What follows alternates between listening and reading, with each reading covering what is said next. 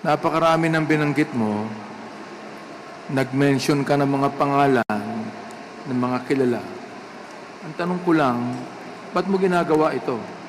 Under oath ka, no? Ba't mo ginagawa ito? Hindi ka ba kinakabahan sa buhay mo? Ba't mo ginagawa Your ito? Honor, thank you very much dahil may request po talaga ako ng security bago po ako nagsasalita dito dahil ang kailangan ko po ay katotohanan. With the Almighty God, sabi ko, tulungan ako na makuha ko ang tunay na hustisya. Dahil wala sa hustisya ang binibigay nila sa akin. At hindi ko po yun makukuha kung hindi ko po isasawalat ang katotohanan. Dahil hindi po mangyayari ang tunay na hustisya sa isang katulad ko na mahirap lang, hindi maimpluwensya. Ang kalaban ko ay napakalaki. Katotohanan para sa iyong sarili o katotohanan para malaman ng taong bayan ang nangyayari sa ating lipunan? Katotohanan po para malaman ng taong bayan ang nangyayari sa ating lipunan. Lalong-lalo na po sa criminal justice system natin. So wala ka ng tiwala sa criminal justice system natin? That is correct, Your Honor. Dahil po dyan, nakulong ako na ang judiciary ay parang may nagdidiktang ibang tao galing sa labas. Okay. Ganito yan, no? Ikaw ay naging guest ng Blue Ribbon Committee, di ba? Nag-testify ka ron, di ba? Opo, Your Honor. Yung bang testimony mo sa Blue Ribbon Committee at yung testimony rito pareho? Hindi po, Your Honor. Bakit? Nandun po ako sa committee. Ibig sabihin, doon sa Blue Ribbon Committee, nagsinungaling ka, pero dito, totoo sinasabi mo. Ito po, Your Honor, yung totoo dahil hindi na po ako takot ngayon na lumaban. Wala na akong nakatarak sa dibdib ko. Sagutin mo ako, sa Blue Ribbon Committee, under oath ka, nagsinungaling ka. Yes, Your Honor. Inaamin mo ngayon yan. Yes, Your Honor. At under oath ka ngayon, nagsasabi ka ng totoo dito sa aming committee. Yes, Your Honor. Ito po yung totoo. Alam nyo kasi, pagka minsan nanonood ang taong bayan Hindi ba? Opo. Napakahirap paniwalaan na magsasabi ka ng iba sa Senate Blue Ribbon Committee, ano sabihin mo dito? Iba rin yung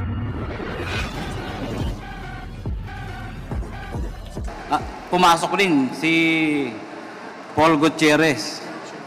Nagpakilala siya. Then doon ako nilambas lahat ng mga salita niya. Tanda mo yung staff ng Senado? Your Honor, tanda ko sa muka. Pero alam ko may CCTV po doon sa baba dahil parking lang yun Covered yun ng CCTV. If ever, Your Honor, may makita pong CCTV, nandoon lang po yun. Kasi sa tabi lang ng parking ang kwarto ng mga kinokontempt So, nung tinuro mo, kasi sinasabi mo ngayon na walang kinalaman si Asierto. So ngayon, nung kinausap ka ni Paul Gutierrez, iba ang sinabi mo. Wala akong binanggit sa kanila, Your Honor. Hindi na po ako kumibo. Basta't yung pananakot niya, parang tinanggap ko lang lahat. Di nag-iisip ako. Paano pagkakasabi sa iyo ni Mr. Gutierrez?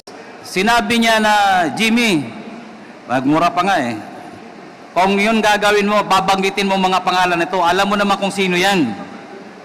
Mga magkakaibigan yan, Malacanang yan, press. Doon ko nalaman na si Michael Yang ay officer pala ng National Press Club. Ibig sabihin, matagal na sila magkakilala, magkaibigan, pati si Pulong at si Mans. Doon niya ako tinitrete ng todo na never to mention those names. I think, Mr. Chair, we have to invite those personalities that our resource person have mentioned to give their side of story. Because ito ay istorya ni Mr. G.B. Guban, and we have to hear as well the side of the others who have been mentioned in this committee hearing. Siguro later on, I'll be propounding my question again, but for the meantime, medyo madugo lang yung kanyang mga nasabi, kaya I'm giving some time for the other members to propound their question as well. Thank you, Chairman Dan Fernandez. Pwede bang mag-clarify ng sa iyong sinabi kanina? Are we going to invite personalities na na-mention ni Jimmy Guban to the next committee hearing of the Quadcom? And if so, pwede bang malaman kung sino-sino ito? Ang nakikita ko, Mr. Chairman, because he mentioned that he spoken with Henry. Henry You have and mentioned Mon. Henry. Itong Henry, siguro, ano siya? Empleyado ba siya ng custom? No, broker din. No. Parang kung anong kaibigan din ni Michael Yang. Pero he is a registered broker sa Hindi po. custom. Ano lang yan, parang financer. Ganun po sa customs eh. May financer, may nagko-consolidate ng mga kargamento galing sa China, abroad. So, Mr. Chairman, dyan, binibigyan ng brokerage company. Mr. Chairman, I think yung samahan ng mga brokerage siguro knows this guy. Siguro kilala siya sa brokerage industry. Most probably, Your Honor. So maybe we'll try to find this person. And he mentioned as well dito, kung titignan mo yung kanyang binanggit kanina na sinusulat ko, ay nakausap niya si Paul Gutierrez. Nakausap din niya nakausap mo ba yung konsehal? Yes, Your Honor. So may direct knowledge siya, Mr. Chairman. So let's invite those people who have direct knowledge and information about doon sa, I mean, those personalities that he have spoken with. So katulad ni Consejal Abellera ba yun? Abellera. And Paul Gutierrez. Yung test Mangawon? Mangawang. Mangawan? Mangawang. Have you talked to her? Di po kami nag-usap. Kahit po nang nag-hearing na Senado, wala ka mo. Kahit po sa lower house, di po kami nag-uusap. How about si La Peña? You mentioned La Peña. We never talk also, except sa mga hearing. So, I think, Mr. Chairman, yun lang po yung nadinig ko doon sa mga binanggit niya. Hindi ko pa nababasa masyado yung kanyang sinumpaan. But, of course, siguro sa susunod, we can invite others as well. Your Honor, di also yung humawak po doon sa tatlong tao na nawawala, yung PDEA, bakit nawala? Yung tatlong tao na si Bakeran, si Katipan, yung consignee na nawawala until now. Hawak yun ng PDEA. Consignee ng Yung Bicaba Trading po, yung taga-Kalapan. So, the owners of Becaba Trading. Yes, Your Honor. Okay. Hawak ng PDEA yun. Okay, at the proper time, before the committee adjourns this committee hearing today, we will ask the chair of the public order to make a motion with respect to the resource persons that we wish to invite in the subsequent hearings of the Committee on Dangerous Drugs. I'm sorry, the Quadcom, rather. So, mamaya, as we go along dun sa affidavit ni Mr. Guban, I'm sure marami pong katanungan mula sa ating mga kasamahan dito to clarify yung mga sinabi mo rito, Jimmy, no? Pero bagong lahat na yan, Binanggit niya si Gerald Quinto. And you reported this to Gerald Quinto. bago ang lahat na yan, gusto lamang natin linawin na ito pong kinasasangkutan ni Mr. Guban ay tungkol dun sa importation ng magnetic lifter noong, Yes, Your Honor. noong 2018. Yes, Your Honor. Yung 2018 na yun, yan yung nagkaroon ng investigasyon ang parehas ang House of Representatives at ang Senado. Tama ba? Yes, Your Honor. Okay, so para malinaw lamang po. So, the next member who wish to interpolate is Congressman Chairman Paduano. You're recognized. Thank you, Chairman. Just two quick questions lang po. Mr. Guban, during your opening statement, you mentioned about first family involved in importation of illegal drugs. Can you categorically state who's that, to be fair to everyone, who's that first family you're referring to? That is, Your Honor, yung anak, si Man saka si Pulong, through Michael Yang. Dahil si Michael Yang, madaldal yan. You Yes, mentioned kasi first family. Again, I will ask you, who's the first family? The Duterte family, Your Honor, Disan, Pulong, and Mans Carpio. Thank you, Mr. Chairman. Next, ito, second question ko lang. You mentioned about the politician that should be linked. You were asked to link that politician. Who is that politician? Your Honor, are you referring to the Councilor Abellera, politician? No. You mentioned about a certain politician na pinilit kang i-link but you refused to link him or her. Yung mortal enemy ng Duterte, Sino po? ex-senator. Sino? Please, pakiano lang po. Si ex-senator Trillanes. Ex-Senator Trillanes. Yung yun lang yan. Pagkatapos doon, binaba akong telepono. Paki-exacto lang po. Who called you? I'm the one calling, Your Honor. Pagkatawag ko sa NBI, sabi niya, Jim, tawan mo, pakinggan mo yung sasabihin ko sa'yo. Nakakulong na po kasi ako eh. From NBI, nilipat ako sa Manila City Jail. So from Manila City Jail, nakakatawag naman doon. Tinawagan ko yung isang Deputy Director who is all you familiar with me. Deputy Director for Investigation. Sinabihan niya ako, parang minustra niya pa nga eh.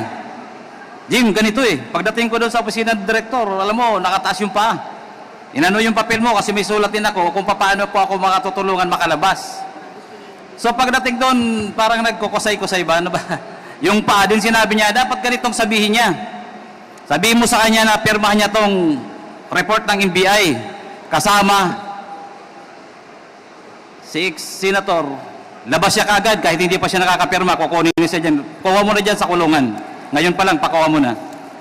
Against sino yung NBI na personal? From Director Geran, then to Deputy Director John Vicente de Guzman. So it's Director John Vicente Discman that Yes, Your talked to you directly. Yes, Your Honor. I called him, Your Honor. Ikaw ang tumawag. Opo, Your Honor. Anyway, Mr. Chairman, the last part of this investigation, today's investigation, we will move to invite all those persons that were mentioned by Mr. Jimmy Gampan. In the proper time, Mr. Chairman. Thank you. Thank you, Congressman Paduano. The next to interpolate, Chairman Abante. Magandang hapon po. Ako lamang nagtataka, sabi nga sa amin dito, nakarami ng binanggit mo, nag-mention ka ng mga pangalan ng mga kilala. Ang tanong ko lang, ba't mo ginagawa ito? Under oath ka, no? Ba't mo ginagawa ito? Hindi ka pa kinakabahan sa buhay mo? Ba't mo ginagawa Your ito? Honor, thank you very much dahil may request po talaga ako ng security bago po ako nagsasalita dito dahil ang kailangan ko po ay katotohanan. With the Almighty God, sabi ko, tulungan ako na makuha ko ang tunay na hostisya. Dahil wala sa hostisya ang binibigay nila sa akin. At hindi ko po yun makukuha kung hindi ko po isasawalat ang katotohanan. Dahil hindi po mangyayari ang tunay na hostisya sa isang katulad ko na mahirap lang, hindi maimpluwensya. Ang kalaban ko ay napakalaki.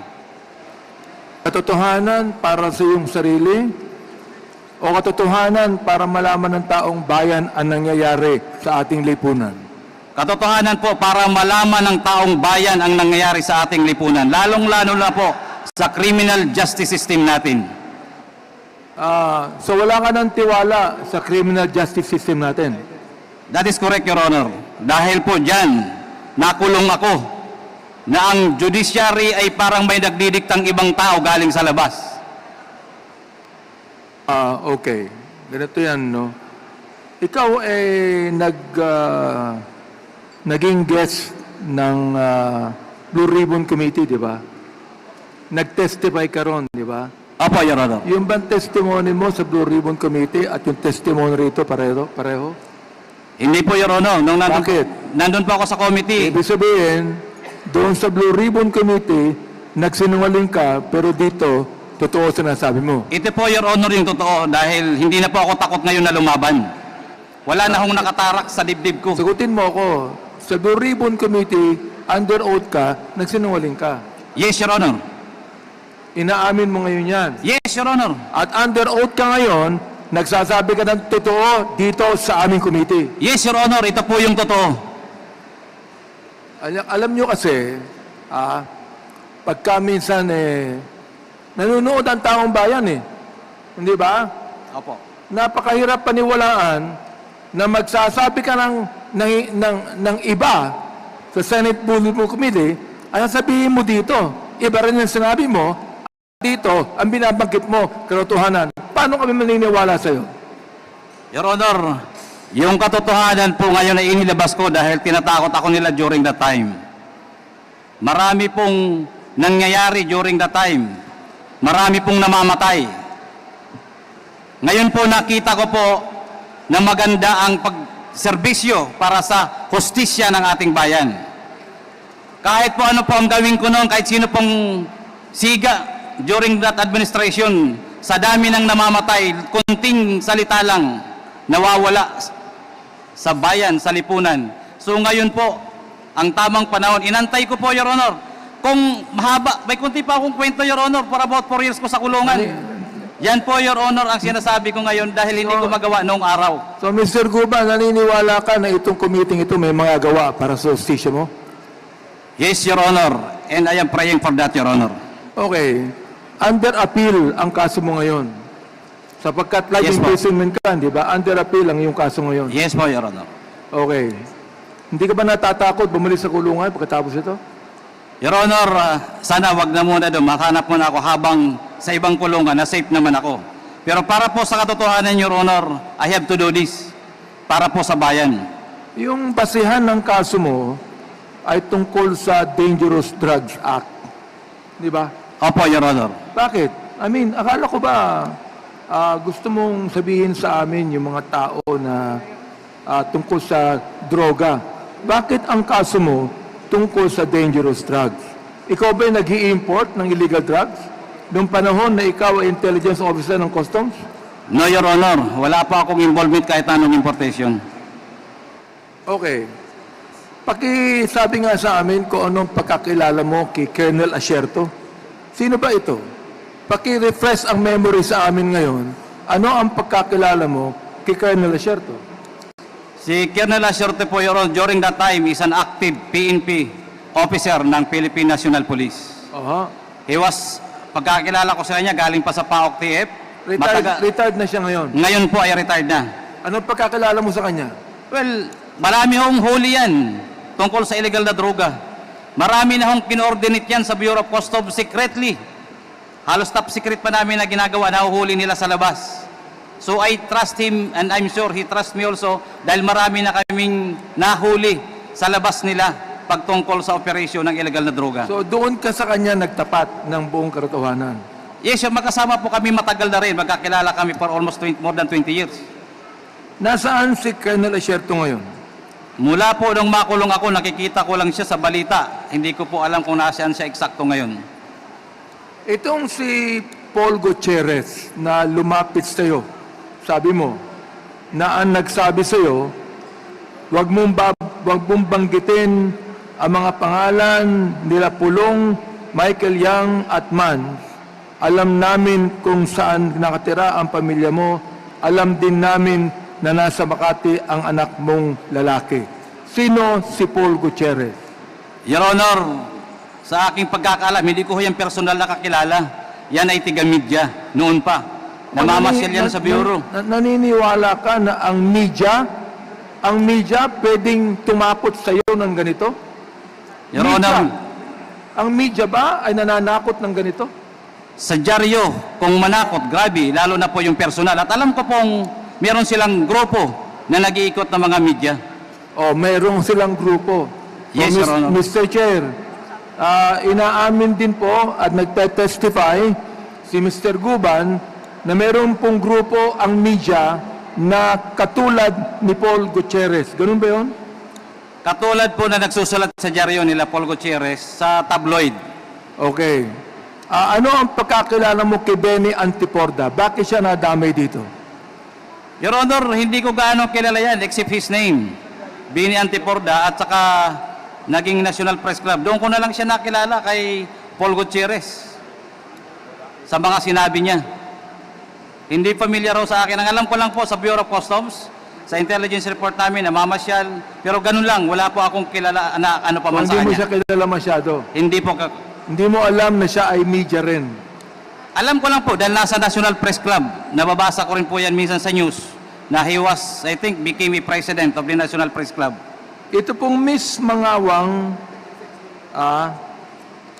na saan to involve? Ito Miss Mangawang. Siya ba ay kasama sa Beka ba, trading shipment?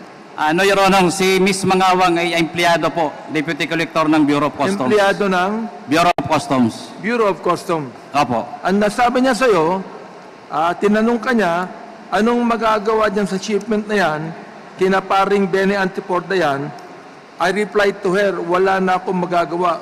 Huli na yan. Bakit po nasabi yun? Opo, dahil talagang nandun na, apprehended na, properly reported na, at alam kong malapit ng buksan. Tapos ng buksan pala. Ayon sa'yo, pinakilala ka ni Henry, yung Henry. Sino yung Henry? Si Henry po isang negosyante, Filipino-Chinese businessman, na nagkukuha rin ng mga kliyente galing China, galing abroad, Ano yan? Nakukuha ng... mga kliyente na nag-i-import, then binibigay niya sa broker niya para makalabas sa Bureau of Customs. So hindi siya broker ng Bureau of Customs. Hindi po siya licensed, negosyante lang. Okay. Nagpa-facilitate ng transaction. Pinakilala ka ni Henry kay Nilo Abellera Jr. o mas kilala bilang Small, na ang sabi mo ay First District Councilor ng Davao. Tama ho ba yun? Opo, Your Honor. Hanggang ngayon ba ay siya ay konsehal? Your Honor, wala po akong news. Sa loob po ako ng kulungan, di ko na po alam. Sorry So, po. tungkol saan ang meeting mo noong 2018 kasama si Henry? In-introduce niya lang po. Sino-sino kayo? Sino-sino kayo ng meeting na Kaming yan? tatlo lang po. Kaming tatlo lang. Si Henry at saka si Small. Si Small. Yes, Your Honor. Oo. Anong sabi sa iyo ni Small? Ibig sabihin, itong si Small, nabanggit niya ang pangalan ni Michael Yang. Yes, Your Honor. Nabanggit niya ang pangalan ni Congressman Pulong Duterte. Yes, Your Honor. Nabanggit niya ang pangalan ni Attorney Manscarpio. Yes, Your Honor. Okay. Ito, kilala ko po itong si Congressman Pulong Duterte. Sino si Attorney Manscarpio? He is the husband of then Mayor Sara Duterte. Siya ang asawa Yes, Your Honor. ng ating Vice President? Now, Vice President, Your Honor. Ha? Yes, Your Honor. Nakakasiguro ka? Yes, Your Honor. Involved siya? Yes, Your Honor. Under oath ka? Opo, Your Honor. Guban. Oo. Matindi itong ina-accuse mo sa mga malalaking tao. Naunawaan mo ba ako? Opo, Your Honor. So, siya ang naatasan na mag-facilitate ng mga release ng shipment nila sa customs. Sa pagkakaalam mo, ano po ba ang business nila? Business ni Small, business ni Michael Yang, business ni Congressman Pulong, at business ni Manscarpio. Importation po. Importation, Yes, Your Honor. but not necessarily drugs. Generalized, Your Honor.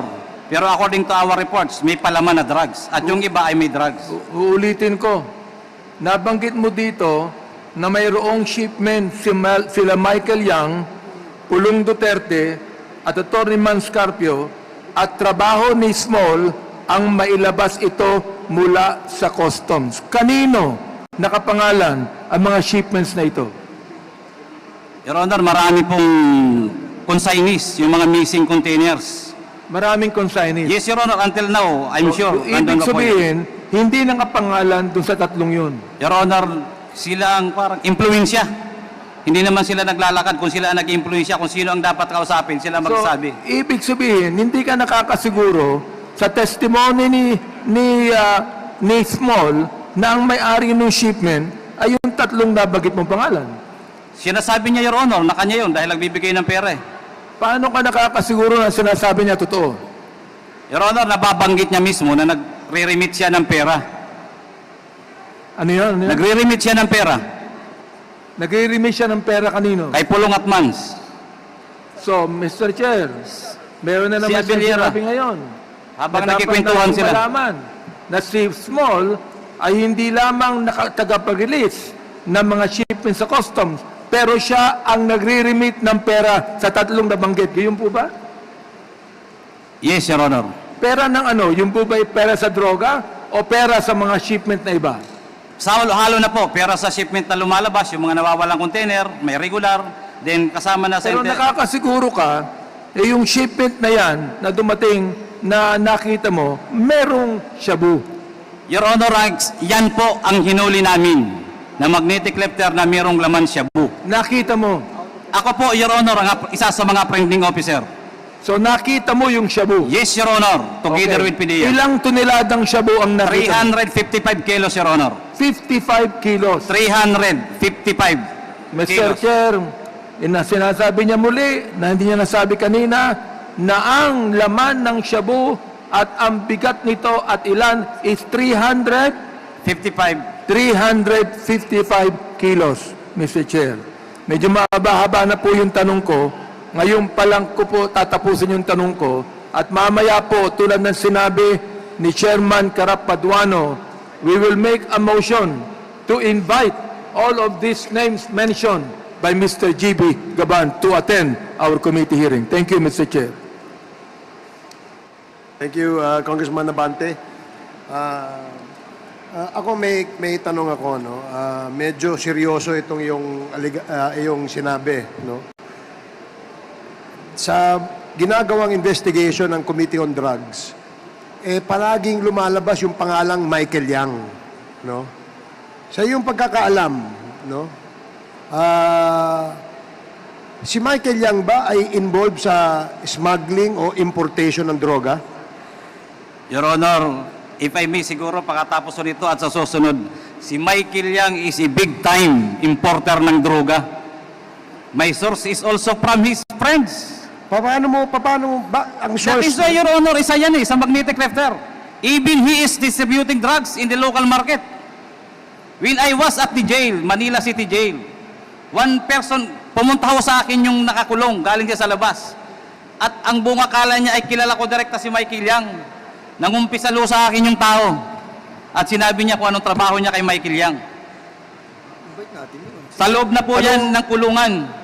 Hindi ko kakilala. Sinabi niya, Boss, sir, kaya pala tiga-custom, kaibigan ako ni Michael Yang.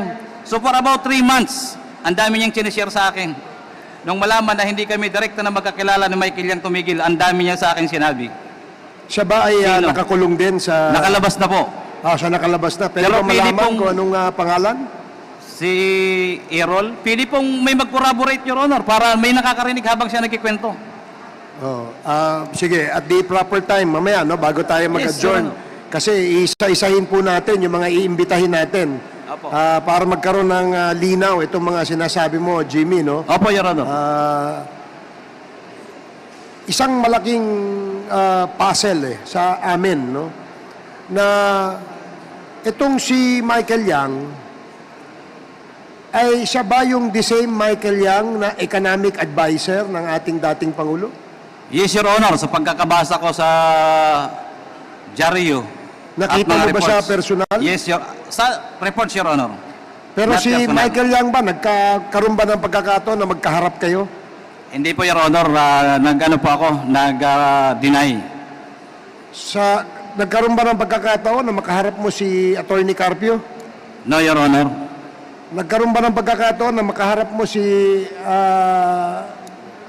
Pulong Duterte? No, Your Honor. In fact, hindi ko ho, gusto nila ako kasi noon ipromote, pero dininay ko na tama na kako kayo.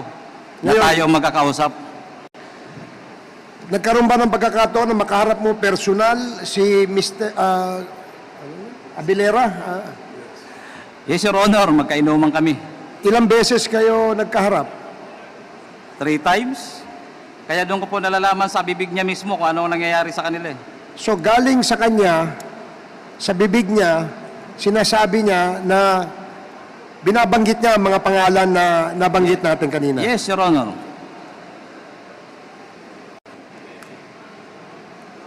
Bukod sa... Sino to si Councilor Abilera sa iyong pagkakaalam? Your Honor, isang konsyal sa Davao City na ever since Vice Mayor si Pulong Duterte ay katiwala na yan. So, ito bang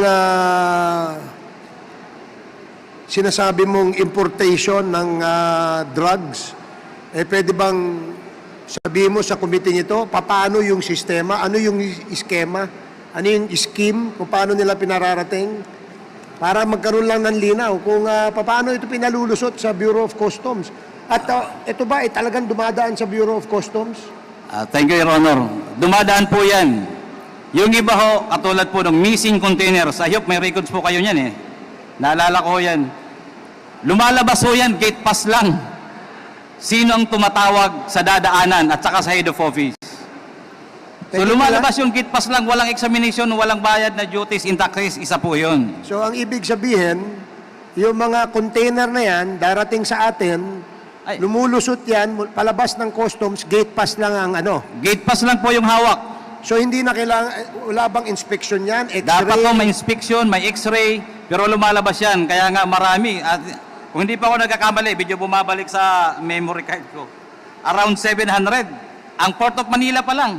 700 ano? Containers, Your Honor, ang nawawala during my time, during our time. 700 containers ang Sa nawawala. Port of Manila pa lang. More or less, Your Honor. Hindi ko inaano na eksakto.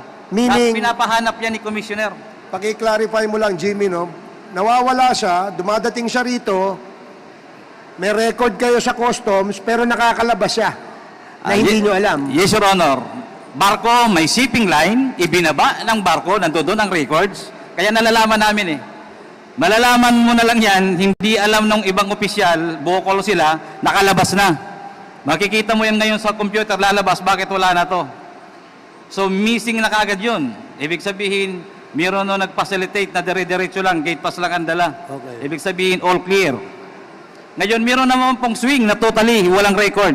Your Honor, kung maalala niyo po, yung aming kargamento, yung magnetic lifter na hinuli, that is already more than 1 month sa Manila International Container Port. Ibig sabihin, overstaying cargo na yan. Napakalinaw po niyan sa batas na dapat ang district collector ay may responsibilidad na dyan na alamin. So yan po, pag hindi po yan nalaman, yan po ay tawag namin dyan ay swing. Malalaman mo yan totally walang gate pass. Ninakaw sa loob ng mga magnanakaw sa loob ng customs. Walang records po yun. Oh.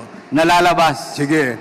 So, ang ibig sabihin, yung swing na binabanggit mo, yan ang scheme kung paano Opo. pinalulusot o pinapalabas itong mga Pinapalabas. container na to. Yes, Your Honor. Pero siyempre, meron niyang katumbas na bayad. Malaking halaga po yun. Pwede bang malaman kung alam mo kung ano yung sistema at Pag magkano halimbawa po binabayad? totally, i-clear yan lahat. Around Saan dadaan dapat yan? Sa gate. Yung dadaanan yan, siyempre meron dyan dapat may examiner, appraiser, may x-ray. So lahat po yan na i-clear na lang, usapan na lang. At nagbabayad. Nagbabayad 20 mil, 50 mil, bawat unit, then makakarelabas na yan. Pakiliwanag mo lang. Ano yung bawat unit? Bawat office na dapat dadaanan na makakakita. So yung mga opisinang dadaanan ng container para ito ay makalabas, may bayad po yan. Oh, may bayad na yun. Okay. Walang papel yun. Dari may lalabas mamaya. Container number lang. So mawawala na yung records, makaka-exit. Yun yung tinatawag na swing. Okay.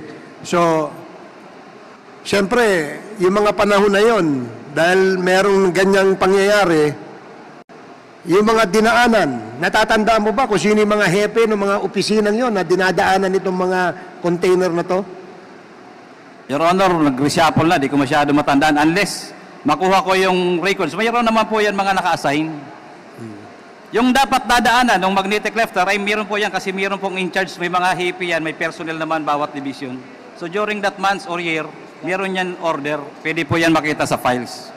Sige, salamat Jimmy